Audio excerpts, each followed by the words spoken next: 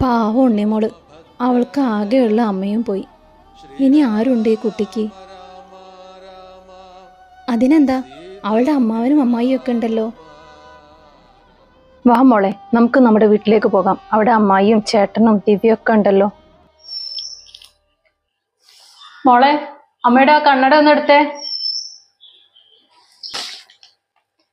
മോളെ, അമ്മയുടെ ആ കണ്ണട ഒന്ന് എടുത്തേ. കണ്ണട ഇല്ലെങ്കിൽ അമ്മ വായിക്കണ്ട. എനിക്കൊന്നും പറ്റില്ല. ഞാൻ എൻ്റെ ഗ്ലാമർ നോക്കുവല്ലേ. എൻ്റെ 2 മക്കളെ കൊണ്ട് ഒരു ഗുണവും ഇല്ലല്ലോ ദൈവമേ.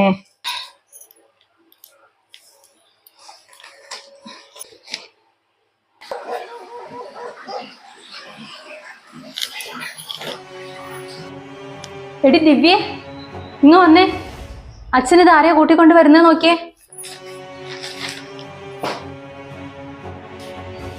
ആ മനുഷ്യൻ ഇവിടെ നിന്ന് ഇറങ്ങിയപ്പോ കരുതിയതാ ആ ശ്രീകരത്തിനെ ചുമന്നുകൊണ്ട് വരുമെന്ന്. ഒരു പെങ്ങൾ സ്നേഹം. രാധേ, എനിക്ക് ഇവളെ ഉപേക്ഷിക്കാൻ തോന്നിയില്ല. എത്രയായാലും ഞാൻ ഇവളുടെ അമ്മാവനല്ലേ. ഇവൾക്കിനി നമ്മളൊക്കെയല്ലേ ഉള്ളൂ.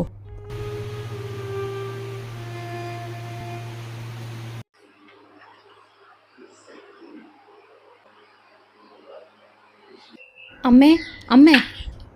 എന്തേടി? ഈ അച്ഛൻ എന്തിനാണ് അമ്മ അവളെ ഇങ്ങോട്ട് കൊണ്ടുവന്നത്? ഇനി അവളുടെ ബാധ്യതയൊക്കെ നമ്മുടെ തലയിലാവില്ലേ?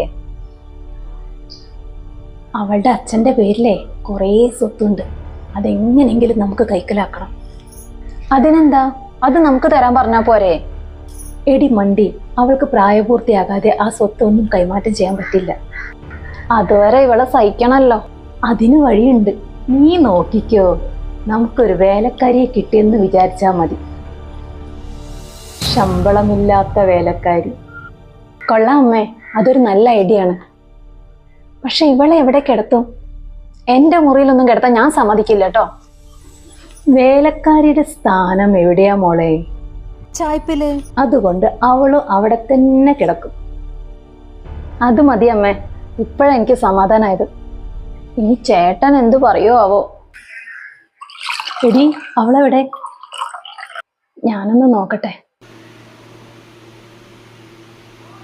എടോ ഉണ്ണിമായെ, തന്റെ ഡ്രസ്സെല്ലാം ചായ്പ കൊണ്ട് വെച്ചോളാം അമ്മ പറഞ്ഞു. ആ ഉണ്ണിമായ, താനെപ്പോ വന്നു? അച്ഛനിപ്പൊ കൂട്ടിക്കൊണ്ട് വന്നതാ ചേട്ടാ ഉണ്ണിമായെ. ഇനി മുതൽ അവള് നമ്മുടെ വീട്ടിൽ തന്നെയാ. വെൽക്കം ഉണ്ണിമായ.